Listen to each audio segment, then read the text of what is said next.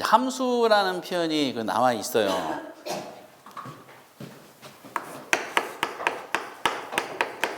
함수.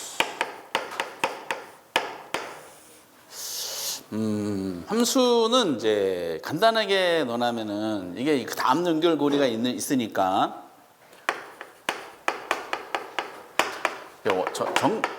원칙적인 내용을 접근해 보겠습니다. 그 함수라는 것은 이 독립변수와 종속변수 간의 관계를 함수다라고 얘기를 해요. 여러분 독립변수, 종속변수라는 말을 들어보신 적 있으세요? 학창시절에 중학교 때 들어보셨던 건데 다 까먹었어. 이게 정상적이야, 정상적. 그럼 우리가 독립변수라는 단어는 이건 뭐 맛이라는 뜻은 아니고요. 학창시절에 독립변수가 하나면은 1차 함수, 1차 방정식, 2개 2차 함수 막 이런 거 있을 거고요. 종속변수에다가 뭐를 대입하냐에 따라서 여러 가지 함수의 종류가 나와요. 우리가 논하는 것은 수요함수, 공급함수에 국한시켜서 논하는데 이 독립변수라는 것은 영향을 주는 걸까, 영향을 받는 걸까?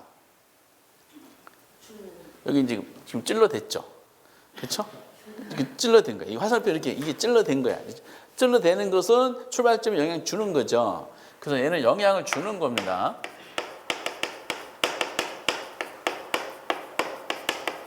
굳이 표현하면 시험 문제 이렇게 표현하지 않아요. 그러면 종속변수는 그럼 영향을 받는 거예요? 영향을 받는 거야? 그쵸. 야, 역시 공부 안 하셔도 어떻게 다 아세요? 영향을 받는 거. 그럼 우리는 시장을 분석을 해야 돼요. 그럼 뭐를 분석하고자 하냐? 목적물을 제시해 주죠. 어떤 학자가 그 남양주 지역의 그 아파트 시장에 대해서 분석하고 싶어. 그러면은 먼저 남양주 시장 뭐를 분석하냐면 수요 쪽에서 봤을 때 남양주 지역에서의 이제 종속변수를 이제 여기다가 영향 받는 거를 집어넣어요. 근데 뭐를 논하는 거냐면은 수요함수를 논하는 거죠. 그럼 여기다가 종속변수는 분석하고자 하는 목적을 집어넣는 거야. 그럼 여기다가 수요량을 잡는 거예요. 그러니까 종속변수는 고정이야. 수요함수에서는 수요량이 종속변수고요. 공급함수에서는 공급량이 종속변수예요. 요거를 이제 QD라고 아까 표현했죠. 함수로 표현할 때 이렇게 표현을 합니다. 그런데 수요량인데 어떤 물건에 대해서 수요량을 분석하고자 하냐? 그러니까 아파트라 그러지, 아파트. 예를 든 것이. 그걸 우리가 뭐라 그러냐? 해당 재화라 그래요. 나중에 되게 중요한 요건이 될 거야. 해당 재화라는 것은 지금 분석하고자 하는 목적물이 만약에 아파트를 분석하고자 하다 그러면 아파트를 집어넣고, 만약에 분석할 목적 오피스텔이다 오피스텔 집어넣고, 토지냐 토지 집어넣으면 돼요. 이렇게 분석하고자 하는 수요량이야. 그러면 여러분 한번 관찰해 보세요. 아파트 남양주시장에 있는 아파트 수요량이 고정이야, 아니면 끊임없이 변해? 끊임없이 변하겠죠. 소비자들이 시장에서 어떤 물건을 사고자 해요. 그러면 본인이 사고자 하는 물건의 수량을 결정해야 될 거 아니에요. 본인이 물건 살 때 몇 개를 구매할 것인가라는 수량을 결정할 때 영향을 주는 요소가 많을까 적을까? 많겠지. 그러면 이 구매하고자 하는 물건의 수량에 영향을 미치는 변수가 뭐다? 독립변수가 돼. 그러면 수천 년 동안에 학자들이 시장에서 물건을 구매하고자 하는 소비자들의 행동을 관찰했을 거 아니야. 그럼 소비자 물건 사고자 할 때 수량을 결정해야 된다 그랬죠? 그 수량 결정 뭐에 영향을 가장 많이 받는다는 게 확인이 됐어. 그쵸? 제일 먼저 뭘 물어봐요? 얼마요? 라고 물어보지, 당신 주소가 어디? 이거 물어보진 않잖아. 그치? 그럼 구매하고자 하는 해당 재화를 이제 제시해주고, 저 해당 재화의 가격에 대해서 영향을 주는 거지. 그 물건의 가격이 구매하고자 하는 물건의 수량에 영향을 주겠지. 그러면은 얼마로 답변을 들어와서, 근데 물건의 가격만 영향을 줄까? 그렇진 않잖아. 그러면은 얼마로 답변을 들었어. 근데 주머니를 봤더니 돈이 부족해. 그러면 구매력도 영향을 주겠죠. 그러면은 그거를 우리가 수요에 좀 뭐다? 소득이 영향 줄까 안 줄까? 소득이 영향 주겠지. 그치? 뭐 본인이 1,000원, 사과가 1,000원이래. 나는 한 10개를 사고자 해. 구매하고자 하는 수량이 10개야. 근데 1,000원이야, 가격이. 그러면 총 얼마가 구매력이 있어야 돼요? 그 금방 계산하시네? 10,000원을 계산하시면 전 세계적으로 상위 0.5% 이내에 해당 실력자예요. 근데 주머니를 봤더니 2,000원밖에 없어. 그러면은 살 수 있어 없어? 10개를 다 못 사지. 그치? 그럼 구매력이 이제 충분하지 않잖아. 그렇죠? 그러니까 소득도 구매한 물건의 수량에 영향을 준다는 뜻이야. 10개를 사고자 했는데 소득 때문에 2개밖에 못 사잖아. 수량 영향을 줄 것이고, 그리고 이제 해당 재화가 아니라 다른 재화 가격도 영향을 줄까 안 줄까? 주겠지. 지금 예를 들어서 아까 남양주 아파트를 구매하고자 했죠. 물어보니까 30평짜리가 1억이래. 그래서 고민하고 있는데 바로 옆에 50평짜리 오피스텔을 분양하고 있어. 그 오피스텔을 분양하는데 이게 100원이래. 그러면 아파트 살려다가 다른 물건으로 갈아타 안 타? 갈아타겠지. 그치? 이렇게 등등등. 그래서 이제 집에 계신 분이 저랑 등기 치기 전에 장동건을 사귀고 있었어. 근데 비싸. 저는 옆에서 꼼질대서 저는 500원이면 구매 가능하고 패키지로 저는 자유를 드릴게요. 뭐 이런 식으로 했더니 저를 구매한 거야. 그치? 그러니까 종살이 하는 거야, 지금 이렇게. 그런 것처럼 다른 자가 영향 줘요. 그리고 앞으로 어떻게 될 것인가라는 가격 변화 있죠. 가격 변화. 예상 있죠, 예상. 예상도 영향 줄까 안 줄까? 주겠지. 지금 남양주 아파트가 1억이래, 현재 가격이. 근데 얘가 한 달 후에 1조가 될 걸 예상이 돼. 그러면은 사야 돼, 안 사야 돼? 앞으로 어떻게 될 것이나 예상도 영향 주겠지. 대부 비율. LTV를 나중에 공부하실 거야. 대부 비율 영향 줄까 안 줄까? 대부 비율 뭔지 아시죠? 대출을 해주는 비율이다 보시면 돼요. 그럼 대부 비율 영향 줘. 그 조세, 취득세. 조세도 영향 줄까 안 줄까? 취득할 때 취득세율이 면제될 때 그러면 부담이 적어지니까 영향 주겠지. 광고 영향 주겠지. 우리 시험에 보면은 아파트 주변 환경 개선 영향 주겠지. 시대가의 거리 영향 줘 안 줘? 영향 주겠지. 그렇죠? 그러니까 결과적으로 특정 물건의 수량에 영향 미치는 독립 변수가 하나야 무수히 많아. 무수히 많은 거야, 무수히. 그런데 이 무수히 많은 요소가 동시에 타격을 줘요. 구매 의사 결정할 때. 그럼 이게 결과적으로 독립 변수가 무수히 많으면 이게 N차 방정식이 되기 때문에 단순하게 분석하는 게 어려워요. 그래서 이거를 어떻게 할까 하다가 경제학 이론을 좀 대중화시킬 필요가 있지 않느냐. 그래서 설명을 간단하게 한 사람이 등장하기 시작했어요. 근데 이 수많은 요소 중에서 그래도 가장 영향 많이 미치는 게 뭘까요? 가격이라는 거야, 가격.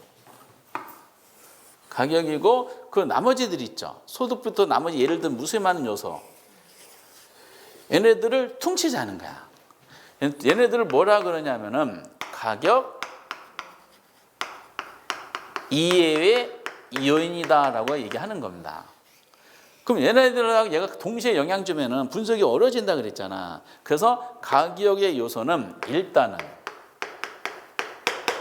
일단은 불변이라고 가정하자는 거야. 일단은 불변이라고 가정한다는 얘는 고정이야, 고정이야. 고정이죠. 고정이면 뭐만 변한다고 보는 거예요?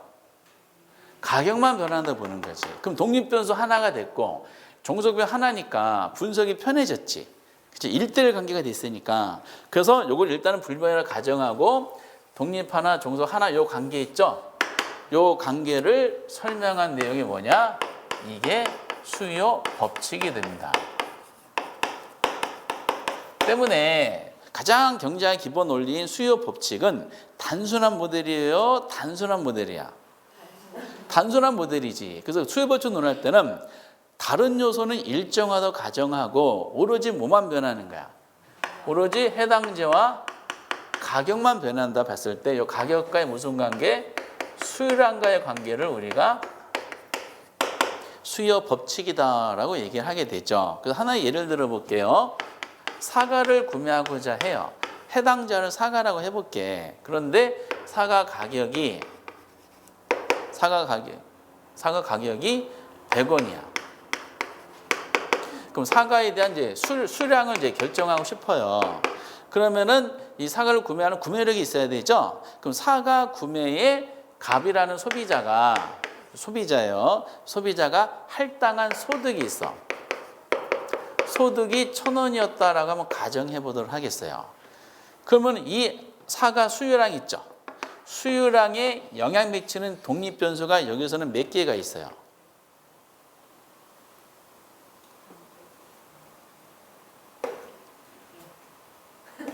몇 개 있어요? 지금 이제 되게 어려운 질문 한 거예요. 2개가 있죠. 왜? 가격하고 뭐가 있다? 소득이 있잖아. 가격도 수량에 영향 주고 소득도 수량에 영향 주겠죠. 그렇지? 그런데 지금 소득은 가격의 요소를 잡았잖아요. 그럼 수요 법칙을 논하려면은 뭐만 변한다? 가격만 변한다고 보고 얘는 소득은 어떻다는 거야? 일정하다고 가정하는 거야. 그럼 소득은 변한다, 안 변한다? 안 변한다라고 가정을 하는 거야, 일단은. 그럼 일단은 불변이면 나중에는 변할까, 안 변할까? 변하는 것도 분석하겠지. 그러면 소득 1,000원 범위 내에서 사과 100원짜리를 구매하고자 하는 수량은 몇 개가 되겠어? 우리 최대 수량이니까 10개까지 구매가 가능하겠죠. 그렇지? 그런데 가격이 이게 만약에 200원으로 상승했어. 그러면 1,000원 범위 내에서 구매할 수 있는 최대 수량은 몇 개가 돼요? 이거 금방 계산하시네. 상상할 수 없는 난이도인데 5개. 수량이 늘었어요, 줄었어요? 그렇죠. 근데 사과 가격이 50원으로 하락했어. 소득은 그대로 1,000원이니까. 그러면은 50원에서 구매할 수 있는 최대 수량 몇 개가 돼? 20개 됐죠. 그럼 수량이 늘었어, 줄었어? 늘었지. 그럼 이것처럼 가격이 다른 건 일정을 보고 오로지 가격만 변화다 가정했을 때 가격이 상승하면은 수량은 어떻다? 감소하고 가격이 하락하면은 수량은 어떻게 돼 있어요? 증가한다라는 거죠. 그럼 가격의 변화 방향과 수량의 변화 방향이 같은 방향이야, 반대 방향이야? 반대 방향이 이처럼 가격과 수량과의 역의 관계라 그래요. 역의 관계를 같은 말로 반대 방향 또는 반비례 이렇게 표현합니다. 가격과 수량이 반대 방향 움직이는 걸 우리가 뭐라 그러냐? 수요 법칙이다라고 얘기를 하는 거죠. 수요 법칙은 단순한 이론이야. 근데 마샬이라는 사람이 등장했어.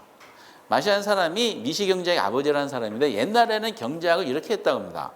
경제학이라는 학문이 일부 소수의 천재들만 공부하는 이론이야. 옛날에 전부 다 수학으로 이렇게 했다고 하더라고요. 근데 너무 어려운 거야. 그래서 대중화시키는 방법이 없을까? 그래서 마샬이라는 사람이 등장해서 이거를 그 경제 이론을 단순화시키면서 그래프로 도식하기 시작했다고 하더라고요.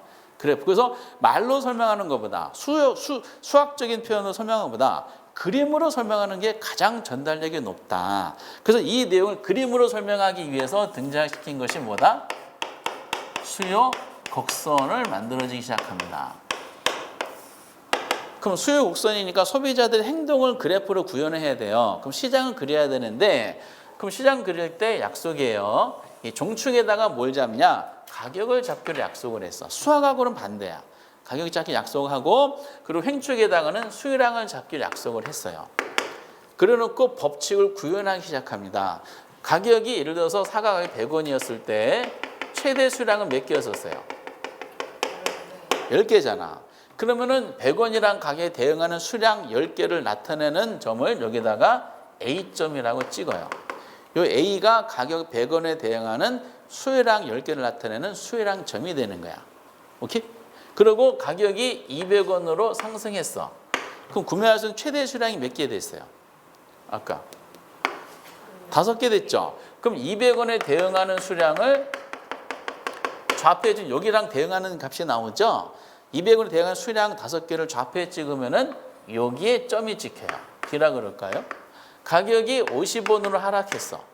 그럼 수량이 몇 개가 돼요? 20개가 되겠지. 그때 대응하는 점을 C점을 한번 해볼게. 그럼 A, B, C라는 점이 몇 개 생겼어? 3개 생겼죠. 이건 점이야.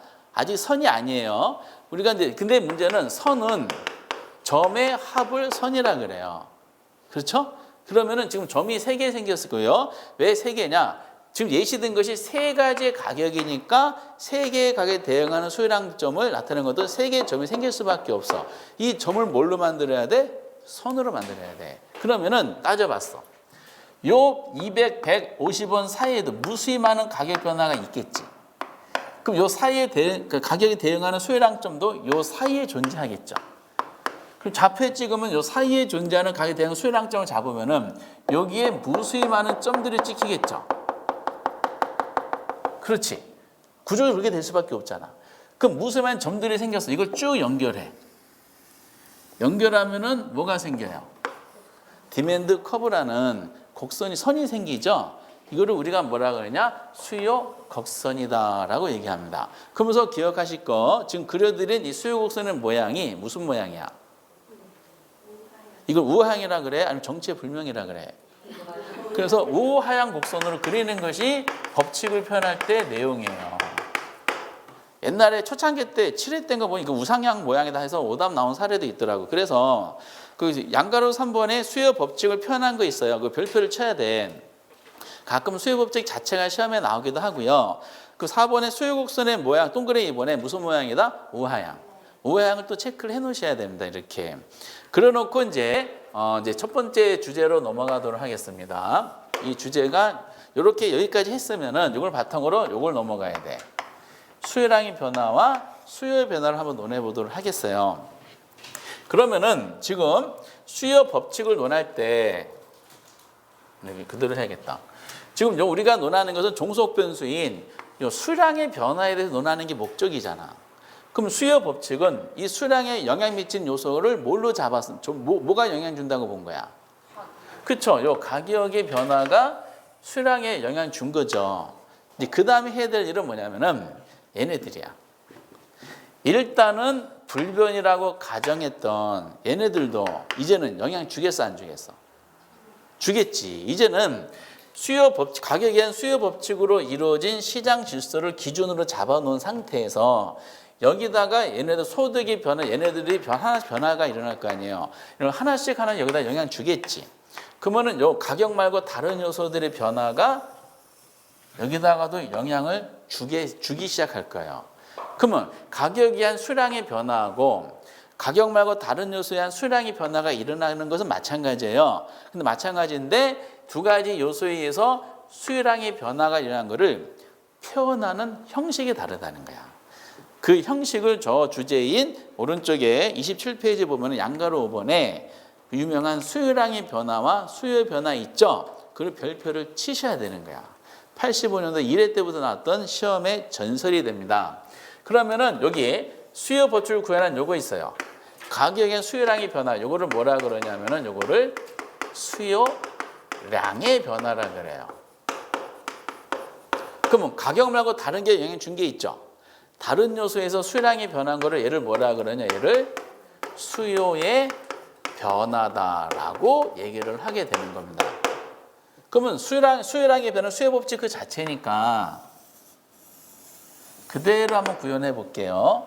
100원이었을 때 10개, 200원일 때 5개, 50원일 때 20개, C점. 이 점을 연결했더니 이런 모양이 생겼죠. 그러면은 원인을 잡아봤을 때 지금 수량은 변했어요, 안 변했어요? 변했죠. 5개, 10개, 20개 변했잖아. 이 수량을 변화시키는 원인이 뭐 때문에 변한 거야? 가격. 무슨 가격? 해당재와 가격이야. 해당재와 가격의 변화가 여기다가 충격을 준 거죠. 그럼 결국 수요량의 변화라는 것은 결국 뭐다? 해당재와 책에 있으니까 뭐 여러분 보시고 하면 돼요. 가격 변화에 의한 수요량의 변화다. 이렇게 할 수가 있겠지. 해당재와 가격 수요량 변화. 근데 수요량이 변한 거를 표현할 때 어떻게 표현해요? 100원이었을 때 대응하는 수요량점 A점이 곡선상에 한 점이 있었죠. 가격이 200원 올라가면서 수요량이 5개 준 거를 나타낸 점이 B점이잖아. 가격이 상승해 수요량이 준 거를 하나의 수요 곡선상에 무수히 많은 점들이 있다 그랬잖아. 그 점들 중에서 A점이 무슨 점으로? B점으로 이렇게 점만 곡선상에 점만 이동해서 수량의 변화를 표시하고 있어 없어요? 표시하고 있죠. 가격이 50원을 하락하는 것도 20개 늘어날 때도 하나의 곡선상에 A점에서 몇 점, 어느 점으로? 시점으로 점만 이렇게 옮겨오면은 수량이 늘어난 것을 표현할 수가 있잖아. 결국 수요량의 변화에서는 해당자와 가격 수요량의 변화를 어떻게 변하나? 동일 수요 곡선 상 위죠 위 상에서의 무슨 이동? 점의 이동을 나타내는 게 수요량의 변화예요. 그러면서 우리가 이 수요량의 변화에 대한 개념이 뭘까? 라고 설명할 때는 이 두 가지를 합쳐서 설명하시면 돼요. 어떻게 표현해? 수요량의 변화란 해당 재화 가격 변화에 의한 수요량의 변화를 어떻게? 수요 곡선상에서 무슨 이동? 점의 이동으로 나타내는 것을 말한다. 이렇게 하시면 돼요. 그럼 수요량의 변화를 일으키는 딱 한 가지밖에 없을 거야. 그럼 수요의 변화는 뭘까? 똑같은 예.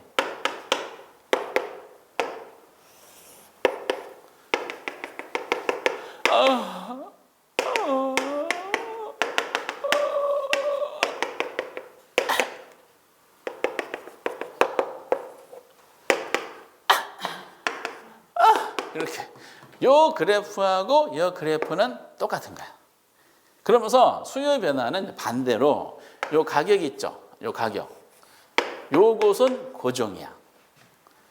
여기서는 가격이 변했는데 여기는 뭐가? 가격이 변했어 안 변했어? 가격이 안 변한 거야. 변하지 않고 이제 뭐가 변하냐면은 가격하고 다른 게 변하는 거예요. 예를 들어서 아까 사과 가격이 100원이라 그랬죠. 얘가 올라가고 내려가면서 수량이 반응했잖아. 이제는 반대로 가격은 100원으로 고정 상태에서 가격하고 이제 뭐가 변해? 소득이 변하기 시작해요. 그래서 아파트가 만약에 이제 해당 사과가 정상적으로 보면은 만약에 소득이 이 사람 가격은 그대로야 사과 가격이 근데 소득이 1,000원에서 2,000원으로 소득이 증가했어. 그럼 이제 몇 개까지 구매할 수 있을까? 굉장히 어려운 질문인데 지금 100원짜리를 소득 1,000원일 때는 10개까지 구매 가능했잖아. 근데 소득이 2,000원으로 늘어났어. 로또가 당첨됐나 봐. 그럼 어떻게 돼? 100원짜리 사과를 이제 몇 개까지? 20개까지 구매할 수 있어. 이거를 그래프로 한번 구현해 보실래요? 지금 사과 가격은 100원 그대로잖아. 그럼 소득이 2,000원으로 늘었어. 그럼 수량이 몇 개까지 늘어나? 20개까지 늘어나잖아요. 그러면 사과 가격 100원에 대응하는 소득이 늘었을 때 대응하는 수요량점 20개가 여기가 C점에 찍힐 거 아니에요. 그치? 근데 아까도 여기 20개로 늘어나고 여기도 20개로 늘어났잖아요. 다만 위에서 20개 늘어난 것은 가격이 하락한 거를 곡선상의 점의 이동을 표현했죠. 근데 여기는 20개로 늘어난 것은 곡선상에 존재하는 점의 이동을 나타낼 수 있어 없어? 나타낼 수 없고 이것이 일로 옮겨야 되잖아요. 그렇죠? 그럼 수요 곡선을 벗어났잖아. 그럼 벗어난 여기 수요량이 증가한 거를 이 상태에서 표현하려면 방법이 하나밖에 없어요. 이 자체가 해결이 안 되니까 얘를 움직여야 돼. 얘를 그대로 수평 이동시켜야 돼. 그래서 그대로 가격에서 소득이 늘었네, 수량이 늘었네, 이쪽으로 옮겨가. 이쪽 옮겨가 우측으로 이동이야, 오른쪽으로 이동이야. 그렇죠? 계속 수평 이동하다가 여기를 지나고 하나 더 그려보는 거야. 그러면 여기 있던 수량, 곡선이 이쪽으로 옮겨왔죠. 이쪽 옮겨온 것이 얘가 오른쪽으로 이동한 거라고요? 아니면은 오른쪽으로 이동한 거라고요? 그렇죠? 곡선 자체가 우측으로 이동시켰다 그래요. 우측으로 이동하면은 기존의 수량보다 더 늘어났어? 늘어났죠. 이거를 뭐라 그러냐? 수요가 증가했다라고 표현합니다. 반대로 이제는 가격은 그대로인데 소득이 500원으로 줄어들었어. 어떤 원인이 생겼나 봐. 그럼 소득이 줄어드니까 500원 범위에서 100원짜리 구매해야 되잖아. 이제 몇 개가 돼요? 5개의 소비량이 줄을 수밖에 없겠죠. 그러면은 사과 가격 그대로 100원이야. 소득이 500원 줄어들었어. 근데 구매할 수 있는 최대 수량 몇 개가 돼? 5개가 되고 요 100원에 대응하는 5개의 수량을 여기다가 좌표에 찍힐 수밖에 없죠. 이건 B점을 한번 해볼게. 여기도 5개 줄고 5개 준 건 똑같잖아. 수량이 변한 건 똑같은데 여기는 가격이 올라가서 주는 거를 곡선 점이 설명했는데 얘는 수량이 준 거를 곡선상의 점 이동은 요 지점을 설명할 수 있어 없어? 설명할 수 없는 거야. 그럼 수량의 중을 나타내려면은 이 우 형태를 보이고 있는 수요금 자체를 어느 쪽으로? 좌측으로 수평을 계속 이동시켜야 돼. 이동시켜 여기를 하나를 지나가는 거 더 그려보시면 돼. 얘가 이쪽에서 이쪽으로 옮겨왔지. 좌측 이동이야, 좌측 이동이야. 야, 역시 엄청나십니다. 곡선 좌측으로 이동했잖아요. 책에 그대로 있어요. 그럼 좌측으로 곡선이 이동하면은 각이 변하지 않았다 하더라도 수량이 기존보다 줄어들었잖아. 이거를 수요가 감소했다라고 합니다. 여기까지 한번 볼게요. 그러면은 이걸 수요의 변화라 그러는데 수요의 변화를 일으키는 원인은 뭐야? 그치. 원인은 종류가 많지. 다만 뭐는 해당이 안 돼. 위에 수요량의 변화를 일으켰던 가격은 해당이 안 되잖아. 그럼 가격을 제외시켜야 되는 표현이 나와야 되겠죠. 그래서 원인은 해당제와 가격 이외의 요인에 의한 뭐가 변한 거야? 수요량이 변한 거죠. 이거를 우리가 수요의 변화라 그러고, 그럼 이거를 수요량이 변한 거를 어떻게 표현해? 곡선상에 점만 왔다 갔다 해서 표현할 수 있어 없어? 없죠. 곡선 자체가 어떻게 돼? 이동해야 돼. 그러니까 수요 곡선 자체의 이동으로 수요량의 변화를 나타내는 거야. 이렇게. 그래서 이 두 가지 원인과 표현을 묶어서 수요의 변화에 대한 개념을 완성시켜요. 수요 변화란 어떻게 표현한다? 해당제와 가격 이외에 다른 요소에 의한 수요량의 변화를 곡선 자체 이동 나타내고 말한다. 근데 자체 이동하는데 우측 이동을 뭐라 그래? 증가. 좌측 이동은 감소. 이렇게 해야 됩니다. 이거 구별할 수 있겠어요?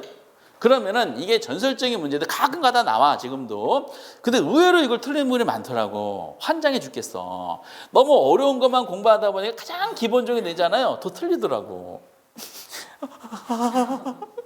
이거야 이거. 그러면은 전설적인 게 가장 기본인 수요량의 변화와 수요 변화를 구별할 수 있느냐, 이걸 냈을 거 아니에요. 그러면 두 가지를 구별하는 문제가 만약에 나온다. 그럼 뭐가 딱 무조건 뭐를 생각하셔야 돼? 가장 중요한 거. 아니, 무슨 가격? 해당 제어가 뭔지를 아는 게 가장 중요해요. 해당 제어는 문제상에서 출제원마다 제시된 목적물이죠. 그래서 이제 그 예시가 실제 시험에 나온 건데 밑에 예제를 한번 보세요. 부터 이제 27페이지 예제 보면은 오피스텔 시장에서 오피스텔 수요곡선 자체 이동을 일으키는 요인에 해당되지 않는 거 돼 있어요. 그럼 그것은 문제 해석이 돼야 돼. 자체 이동이라 그랬잖아. 그럼 얘는 수요량의 변화야? 수요의 변화야? 수요의 변화죠. 거기에 해당되지 않는 거야. 그러면은 수요의 변화에 해당되지 않는 걸 찾으라 그랬잖아. 그럼 직감적으로 느낌 보기가 짤막짤막해요. 그러면은 직감적으로 얘는 수요량의 변화와 수요의 변화에 대해서 구별하는 문제가 아니겠는가? 라는 게 1차적으로 떠오를 수밖에 없어요. 그럼 그 문제랑 인식이 되면은 그 다음에 뭘 찾아야 돼? 해당자가 뭔지를 찾아야 돼. 해당자 문제상에서 출제인 제시한 목적물이라 그랬죠? 여기서 해당자가 뭐예요? 그렇죠, 오피스텔이야. 그럼 빨리 보기 5개 중에 수요량의 변화를 찾으려면 오피스텔 가격의 변화를 찾아야 돼요. 오피스텔 가격의 변화가 몇 번이에요? 4번이야, 4번. 이렇게. 근데 어떤 분이 이 문제를 보고요. 제가 실제로 제가 모의고사 한번 이 문제 내봤는데 그러시더라고. 기출문제는 이 정답이 1번이더던데요? 이렇게 한 거야. 기출문제를 가지고 제가 만든 거니까 왜 그 1번이에요? 아니, 저는 그 기출문제 내용 암기했는데 똑같아요. 1번이던데요? 다시 문제를 잘 보세요. 라고 했어요. 기출문제는 뭐라고 나왔냐? 아파트 시장에서 아파트 수요곡선 자체 이렇게 냈어. 그러면은 거기서 해당자가 뭐예요? 아파트야. 그러니까 정답이 아파트 가격이 될 수밖에 없는 거죠. 근데 제가 그걸 바꿨죠. 해당자를 오피스텔로 바꾼 거야. 그러니까 막 암기하지 마시고 이런 의미로 부여해 주시면 되실 것 같아요. 이게 첫 번째 출발점이 되는 거죠. 그러니까 두 개를 구별하는 것은 제시한 해당자를 뭔지 찾는 게 중요하다. 그런데 이 두 가지를 구별하는 문제는 많지 않아. 그래서 오히려 더 틀리는 것 같아. 그러면 그 다음에 가장 중요한 게 등장하죠. 이 자체에서 뭐가 주로 나올까? 수요 법칙 그 자체인 수요량의 변화보다 수요의 변화가 주로 나오겠지. 왜? 수요의 변화를 보면은 곡선 자체가 이동해서 수요량이 변하는 모습이잖아요. 방향이 몇 개가 있어? 두 개가 있잖아, 두 개. 증가하는 경우, 감소하는 경우. 그 만약에 해당지 아파트를 한번 잡아볼게요.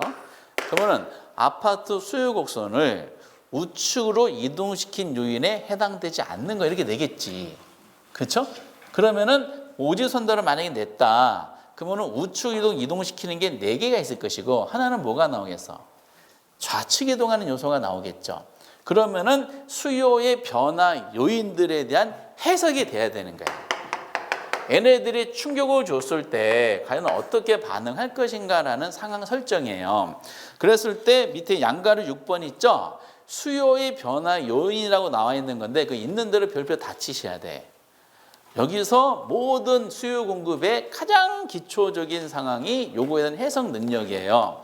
수요의 변화 요소예요. 이렇게 수요 변화 요소. 그럼 가격 말고 다른 요소가 있어야 되는데 그중에 대표적으로 제가 예를 들었던 것이 소득이라는 게 있죠. 구매력이에요. 소득. 근데 소득이 증가했다면 예를 들어 볼게요. 그럼 소득이 증가하면 어떻게 될까? 물건의 수량은, 아파트 수량은 증가할까요? 감소할까요? 상황에 따라 달라요. 이게 여러분들이 이제 소득 나오면은 소득과 관련되는 재화가 있어요. 그 재화를 우리는 뭐라 그러냐? 정상재란 말하고 열등재란 말을 이제 쓰게 될 거예요. 그럼 무조건 잘 들어보세요. 정상재, 열등재란 말이 나오는 것은 원인이 무조건 뭐에 의해서 구분하는 재화라고요? 소득에서 관련되는 재화를 정상재, 열등재라 그래. 오케이? 정상재, 열등재야. 근데 만약에 소득이 늘었는데 어떤 물건에 수량이 증가했어. 그럼 얘는 구매력이 커졌는데 수량이 더 늘어났다는 정상적인 경우가 아닐까? 그러다 보니까 지금 소득의 변화 방향과 수량의 변화 방향이 같은 방향이야, 반대 방향이야? 같은 방향 움직임을 플러스로 표시하거든요. 통계적으로 표현할 때, 방향성 나타낼 때 이런 점을 우리가 뭐라 그래요? 정상재라고 그럽니다. 그럼 만약에 이 아파트가 정상재라 그러면은 아파트 가격은 그대로라고 가정해 보세요. 그럼에도 불구하고 수량은 어떻다? 늘어나. 근데 곡선은 어느 쪽 움직여? 우측 이동해. 그런데 소득이 늘었는데 어떤 물건의 수량이 오히려 줄어드는 경우도 있어요. 그럼 이런 물건은 소득의 방향과 수량의 방향이 같은 방향, 반대 방향? 반대 방향이죠. 이런 물건 우리가 뭐라 그러냐? 열등재라고 그럽니다. 그러면 만약에 이 아파트가 열등재라면 아파트가 그대로인데 소득이 늘었어. 그럼 어떻게 될까? 수량은 감소하겠지. 어느 쪽 움직여? 좌측으로 움직이는 거야. 해석이 되세요? 그래서 보통 물건을 제시할 때 정상재냐 열등재냐를 명시를 해줘요. 그러니까 소득과 동일 방향으로 움직이는 것은 무슨 재? 정상재. 소득과 반대 방향 움직이는 뭐다? 열등재. 그럼 어느 게 정상재, 어느 게 열등재일까요? 사람마다 달라. 어떤 사람한테 정상재가 어떤 사람은 열등재가 됩니다. 그러니까 뭘 하냐? 그 예시를 해줘요. 정상재, 열등재인지. 제가 두 가지 예시를 한번 볼게요. 하나는 기출문제인데 잠깐 수정해 볼게. 소득이 10% 감소했더니 A 부동산의 수요량이 5% 감소했다면은 그러면 이 A 부동산의 성격은 질문한 거야. 1, 2, 3, 4, 5번에 막 나왔죠. 그럼 이거는 뭘까요? 1번 정상재, 2번 열등재, 3번 구등재, 4번 8등재, 5번 5등재 막 이렇게 나왔어요. 그럼 이런 재와 A 부동산은 먼저 구별할 때 소득이 나왔죠. 소득이 나왔으면 재화가 두 가지로 압축이 돼. 정상 아니면은 열등이야. 그러면 그 다음에 정상과 열등을 구별하는 것은 뭐예요? 방향 가지고 구별하는 거야. 방향. 그러면 소득이 줄었죠. A 수량도 줄었지. 같은 방향이야? 반대 방향이야? 같은 방향 움직였죠. 그럼 A 부동산은 무슨 재화를 해야 돼? 정상재라고 얘기하는 겁니다. 해석이 되세요? 이런 단순한 거. 아직은 이게 에이스가 아니고요. 어쨌든 이런 식으로 논하는 겁니다. 이런 거죠.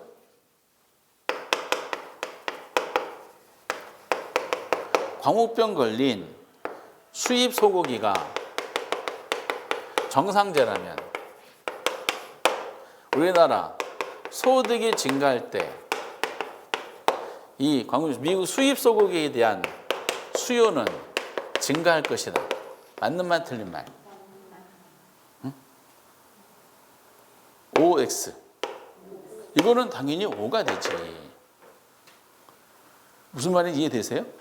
이 문제상에서 광우병 걸린 게 중요해 안 중요해? 이건 전혀 안 중요한 거야. 이것은 뭐가 중요한 거야? 정상제란 말이 중요한 거야. 정상제. 그럼 정상제면은 소득과 수량의 방향 어떤 방향? 같은 방향이죠. 이건 다 함정이야. 쓸데없는 함정인데 소득이 늘었으니까 수량도 어떻다? 증가. 당연히 맞는 말 아니냐라는 거지. 방향성 가지고 해석이 되세요? 집에 계신 분 입장에서 저는 정상제였을까 열등제였을까? 인정? 인정. 그분이 소득이 줄었을 때 저를 구매했네요 라는 식으로 생각하시면 됩니다. 어쨌든 이런 식으로 하는데 근데 이게 에이스가 아니야. 뭐가 있을까? 오늘의 핵심인데 다른 재화 가격도 여기다 해당 재화 수량에 영향 줄까 안 줄까? 영향 주겠지. 그렇죠? 근데 다른 재화 가격의 변화가 해당 재화 수량에 영향 줬다는 것은 이 두 재화는 무관한 재화가 아니겠어요. 무관한 재화 아니고 뭐라 그냥 관련재라 그래. 관련재는 몇 개가 있을까요? 관련재는 두 개가 있어요. 다른 재와 관련재하고 관련재 두 개인데 하나가 뭐다? 대체재고 또 하나는 뭐예요? 보완재야. 이 대체재 보완재에 대한 해석이 엄청 중요해요. 처음 공부하신 분들의 첫 번째 고비예요. 그래서 대체재 보완재에 대해서 그다음 오늘은 이제 거기에 간략하게 할 텐데 28페이지 꼭대기에 이제 뭐라고 설명이 되어 있어요. 이 예를 한번 볼게요.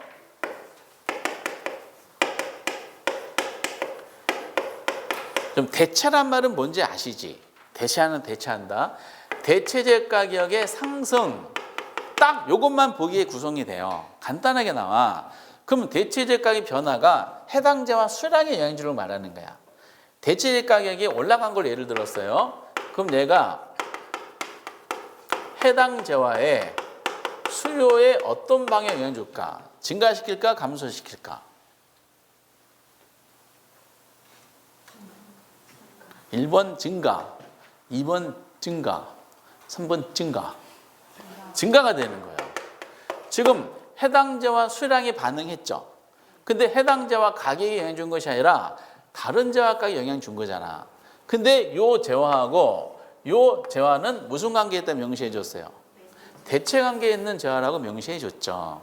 그치? 그래서 지금 보신 것처럼 대체재 가격이 상승했다는 조건이 붙었죠. 그러면은 해당 재화 수량 있죠. 해당 재화 수량은 증가합니다. 이렇게. 그런데 여기서 과정에 대한 이해도가 있어야 돼. 그럼 도대체 대체재라는 것은 무슨 뜻일까요? 그러면 A 재화랑 B 재화가 대체재라고 한번 가정해 보도록 하겠어요. 오케이? 그러면 대체재라는 것은 별게 아니에요.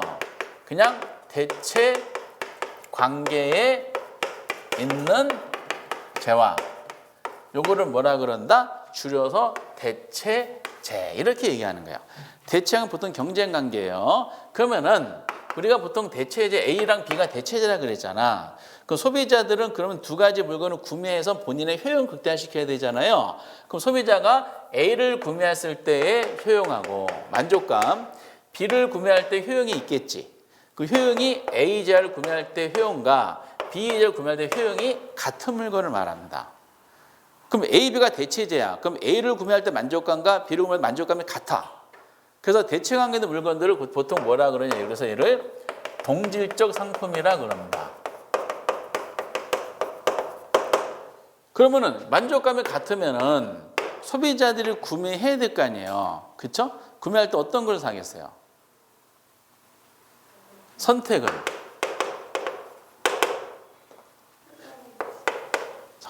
상대적. 아니, 그러면 이제 소비자가 이제 구매를 할 때, 선택을 할 때, 둘 다 선택해야 돼? 아니면 둘 중에 하나를 선택해야 돼? 그쵸? A를 구매하든 만족감이 같으니까 둘 중에 하나만 선택하는 거야. 선택할 때 기준이 있겠지? 기준은 뭐 가지고 하겠어요? 두 가지 물건의 상대적 가격을 조사하겠죠. 상대적으로 가격이 싼 걸 선택하겠어? 비싼 걸 선택하겠어? 싼 걸 선택하는 거야. 그러면 흐름을 한번 보세요. 지금 해당 재화가 있고 대체 관계가 있어요. 근데 대체재 가격이 올라갔다 그랬잖아. 그럼 대체재를 사겠어, 안 사겠어? 이 D는 수요량이야, P는 가격이에요. 그럼 대체재 수요량은 줄겠지. 그래서 안 살 거 아니야. 안 사는데 이 사람이 어디로 몰려오겠어? 해당자로 몰려오겠죠. 해당자 수량은 증가하는 거야. 때문에 소비자들이 물건을 구매할 때 대체 관계된 물건들은 수요량을 결정할 때 항상 반대로 선택해요. 요거의 선택은 나머지 기각이 되는 겁니다. 그래서 실제에서 나온 예를 잠깐 보면은 요게 단독주택이고 요게 아파트 소유곡선이야. 그런데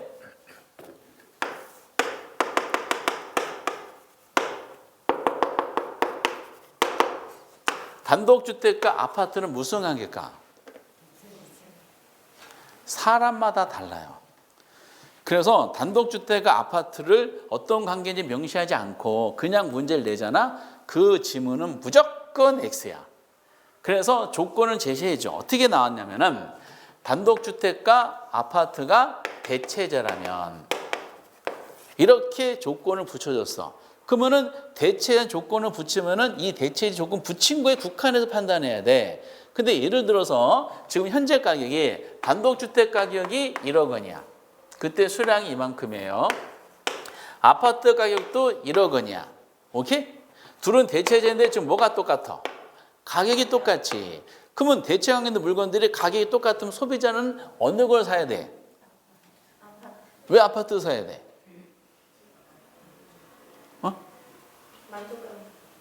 여기서 가격 대체자인데 가격이 똑같은데 어느 걸 사요? 그러면은 아파트를 사야 돼요. 왜? 더 좋으니까 라고 하는 질문의 답변은 무조건 그 틀린 답변이 돼요.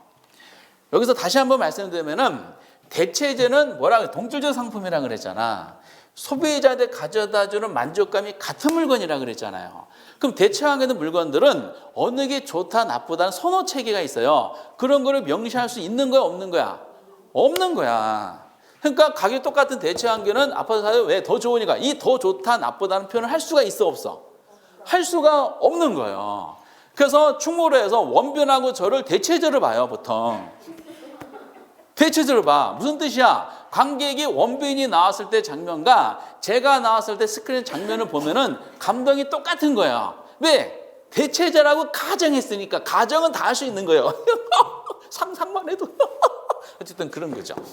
그러니까 대체했는데 가격이 똑같은 상태에서 어느 게 더 좋으니까 사요. 이렇게 답변 무조건 주관식 시험 X가 되는 거예요. 답점이 안 나와. 주관식 시험에서는 점수도 안 나오고. 그러면 두 가지 가격이 똑같은 대체 관계인데 의사결정의 판단의 생각을 뭐가 변해야 돼? 뭐가 변해야 돼? 가격이 변해야 되지. 가격이. 그래서 지금 대체 관계는 단독주택 가격이 1억 원이었잖아. 얘가 올라갔어. 얼마로? 아니 1조로. 현재까지 똑같았는데 얘가 단독이 1조로 올라갔어. 그러면 제가 1조로 올라가는 순간에 지금 아파트 가격 1억 원이 상대적으로 싸게 느껴져요? 싸게 느껴져요? 그럼 어차피 만족감 같아. 이왕이면 싼 거 사야 돼? 싼 거 사야 돼? 그러면은 결국 단독에 대한 수요는 줄겠지. 이 사람 어디로 몰려와? 아파트로 몰려오잖아. 근데 아파트 수량은 그대로, 가격은 그대로잖아요. 근데 지난달보다 더 많이 팔렸어. 그렇죠. 그 원인을 분석해 보니까 아파트랑 대체하겠다 단독 가격이 비싸지면서 단독 소비를 포기하는 사람들이 해당 아파트로 몰려오면서 아파트 수요가 늘어난 거야. 곡선 자체가 이동한 거죠. 그럼 단독과 아파트가 대체제라 그러면 단독 가격이 비싸져서 단독 안 살 거 아니야. 그 사람 어디로 몰려와? 아파트 수요로 몰려오는데 표현은 어떻게 해? 곡선 자체가 어느 쪽으로? 우측으로 이동해서 나타나는 수요의 변화 요소가 되는 겁니다. 해석이 되세요? 연습 좀 하셔야 돼. 이런 것은 문제 많이 풀어보셔야 돼. 기출문제 하도 많아요.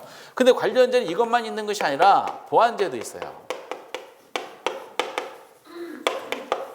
보완이라는 단어의 느낌을 가져주셔야 돼. 보완제 가격 상승 단순하게 이렇게만 보기를 구성해요. 보완제 상승이 어디에 미치는 거? 해당자 수량에 영향 미치는 거 논하겠죠. 해당자 수요는 어떻게 될 것 같아요? 직감적으로 증가할까 감소할까? 감소야, 감소. 그럼 여기 보면은 요 물건과 요 물건은 무슨 관계에 있다고 명시해줬어? 보완 관계에 있는 물건이라 명시해줬죠. 그러면 도대체 보완제가 뭘까? A랑 B가 보완제라고 가정해 보도록 하겠어요. 그러면은 보완제는 별거 아니에요. 단순하게 개념은 똑같아. 그냥 보완 관계에 있는 제와 줄여서 보완제 이렇게 표현하는 겁니다. 해석이 되세요? 그러면은 A, B가 무슨 관계라고 명시해 드렸어요? 보완제를 했잖아. 그럼 소비자들이 A 물건을 구매를 하고자 해. 구매를 통해서 효용, 만족감이 있겠지. 만족감, A를 구매했어. 근데 만족감이 채웠을까 못 채웠을까? 뭔가 허전한 거야. 허전해. 그럼 어떻게 해야 돼? 허전한 거를 보충해 줄 수 있는 다른 물건 또 구매해야 될 거 아니야. 근데 아무 물건이나 구매하면 안 되겠지. 그럼 보완관계에 있는 B를 어떻다? 같이 사는 겁니다. 아까는 대체제는 또는 둘 중에 하나 선택하는 얘는 AND야. 둘 다 소비하는 거예요. 그래서 보완관계 있는 물건을 구매하는 것은 공동소비 개념이 들어오게 돼 있어요. 보완관계, 여러분 뭐가 보완관계예요? 사람마다 좀 다르긴 한데 저는 집에 계신 분 예를 들어보면은 이거 다시 지워보고 전 술을 전혀 안 마시거든요. 전 술 먹는 사람은 이해를 못 하겠어. 술 친구가 없어. 집에 계신 분은 술고래야. 그 집안이 술을 엄청 먹어요. 집에 계신 분은 그냥 아유 씨. 아유.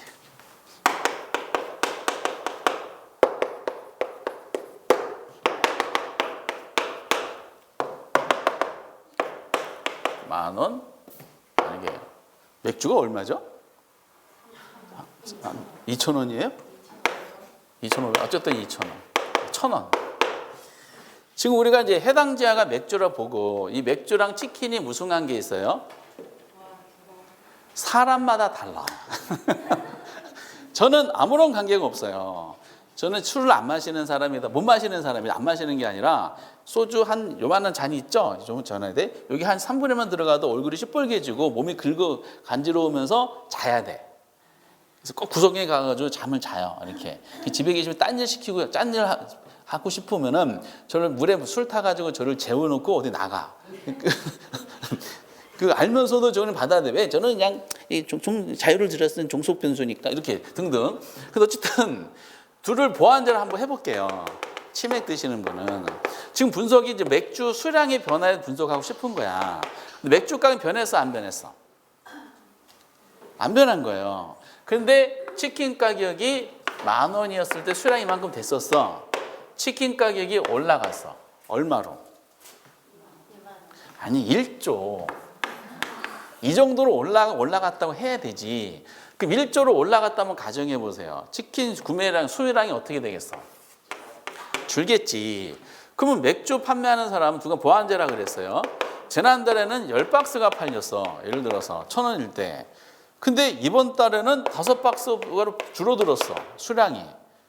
가격은 변했어, 안 변했어? 안 변. 원인을 분석해 보겠지. 그러면은 맥주랑 보완관계에 있던 치킨 가격이 비싸지면서 사람 치킨을 안 사는 거야. 그러니까 영향받은 맥주 소비량도 어떻다? 줄어들었지. 다만 줄어드는 걸 나타내려면 본인 가격이 변한 것이 아니라 다른 외부적인 요소 때문에 수량이 변한 거기 때문에 얘를 어떻게 변해? 곡선 자체가 좌측으로 이동해서 나타내야 되겠죠. 그럼 이건 마찬가지야. 똑같은 흐름인데 보완제 가격이 올라갔다는 문제의 조건이잖아. 얘가 어디에 미치는 거야? 해당자와 수량에 영향이 미친 거죠. 그러니까 줄어들 거 아니야. 왜? 보완제가 비싸졌으니까 보완제에 대한 수량은 줄겠지. 안 사잖아. 안 사니까 영향받은 얘도 같이 소비가 줄어드는 겁니다. 이해되세요? 그래서 대체제는 둘 중에 하나를 소비하는 데 비해서 보완제는 공동 소비 형태가 나타나는 거지. 그럼 소주하고 맥주 있죠. 둘은 무슨 관계일까? 저는 아무런 관계없는 독립제인데 어떤 분은 대체제로 보는 분도 계시고 집에 계신 분의 술 먹는 행태를 보다 보면은 그분은 보완제야, 보완제. 항상 제가 퇴근하면은 그분도 이제 직장 다니니까 일요일 날 되면은 뭐다? 갑자기 술을 사오라고 시켜요. 술을 사면 이제 소주 좋아하니까 소주만 사면 되냐라고 저한테 그래요. 그럼 맥주 월병 그 비율을 맞춰야 되니까 몇 병 사와 이렇게 합니다. 그리고 따르는 방법 있죠. 인투이티브 그 방법대로 한다니까. 저를 이제 재워놓고 무슨 짓 하는지 모르겠어 이렇게 등등. 그래서 이제 이 대체제 보완제는 지금 감각만 보세요. 중요하다는 감각만 보시고 요거를 이해를 못하시면 시험 때까지 고통을 받아요. 해석이 돼야 돼. 문제를 많이 풀어봐야지 내 것이 되는 겁니다. 지금은 대체제 보완제가 중요하다는 정도만 아시면 돼. 간략하게 넘어가도록 하겠습니다. 나머지 부분 볼까요? 나머지는 다 상식이야. 여기 가격 변화 예상이 나왔잖아. 예상. 그러면 만약에 가격 상승이 예상되면 어떻게 될까? 수요가 증가할까 감소할까? 증가하죠. 소비자는 오르기 전에 미리 살 거 아니야. 곡선 자체가 이렇게 우측 이동이 나타나겠지. 그리고 가격이 하락이 예상되면 어떻게 될까? 사겠어 안 사겠어? 안 사. 수요 감소하지. 어느 쪽 움직여? 좌측 이렇게 이동이 나타내지 곡선은 점이 나타내는 게 아니야. 가격 변화 말고 다른 요소니까. 이건 어렵지 않아요. 가끔가다 나오더라고요. 대부비율 있죠. 대부비율이 증가됐어. 수요는 어떻게 될까? 대부비율이 증가되는 무슨 뜻이냐? 돈 많이 빌려준다는 뜻이야. 돈 많이 빌려주면 구매력이 커져서 작아졌어? 커졌죠. 그럼 수요가 어떻다? 증가. 세금 중에 특히 취득세 많이 들더라. 구수요의 경우는 취득세율이 인하됐대. 그만큼 수요가 증가. 취득이 인하되면 그만큼 부담이 덜 하잖아요. 수요가 증가하지. 그리고 아파트 주변 환경이 개선됐대. 증가지. 그렇죠? 그리고 시댁과의 거리가 멀어졌대. 그 집의 수요는 증가. 그렇죠? BTX의 멤버가 근처에 산대. 저는 감소 같은데 이런 증가시네. 어쨌든 이런 식으로 해가지고 그럼 결국 뭐냐면은 이 대체제 보완제 있죠. 이거 말고 나머지들은 보기를 구성할 때 공부 안 하셔도 맞추는 내용들이야. 상식적인 거야, 상식적. 아파트 주변에 지뢰밭이 조성된대. 그 아파트 수요는 얼마나 쉬워. 공동묘지가 늘어선대. 얼마나 쉬워. 결국 많은 변화 요소 중에 결국 뭐다? 대체제, 보완제. 요거에 대한 해석만 여러분들이 된다. 그럼 처음에 마음이 굉장히 편해지실 거야. 이렇게. 재밌지 않아요? 대체제, 보완제? 저하고 원빈이 대체제라 관계라 그랬죠. 그치? 근데 원빈은 왜 영화 출연하고 저는 영화 출연을 한 편도 못했을까? 대체제라는 거 생각하시면 참고하시면 왜 그래요? 원빈이 몸값이 싸서 그런 거예요. 그렇게 이해하고 싶습니다. 그래서 여기까지 하고 수요응급에서 이런 내용이 있구나. 그래서 이렇게 하나씩 짚어보면서 내용을 한번 이해해봐야지라는 식으로 앞으로 우리가 과제다라고 하시면서 좀 시간을 들으면서 많은 문제를 통한 해석을 이제 완성시키는 데까지 건드려 보도록 하겠어요. 지금까지 수요했죠? 그 다음에는 뭐 해야 돼?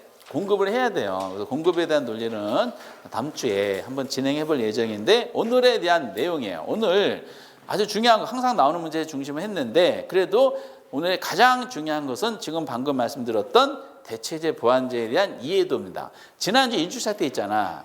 1주차 때 매주 하나씩만 가져가도 되는데 1주차 때는 부동산 개념에서 복합 개념 부동산 체계도 있었죠. 법경기 구분하는 그거 하나만 기억하면 되고 오늘은 대체제 보완제에 대한 이해도를 조금이라도 해주셨으면 성공한 거다라고 생각하셔도 돼요.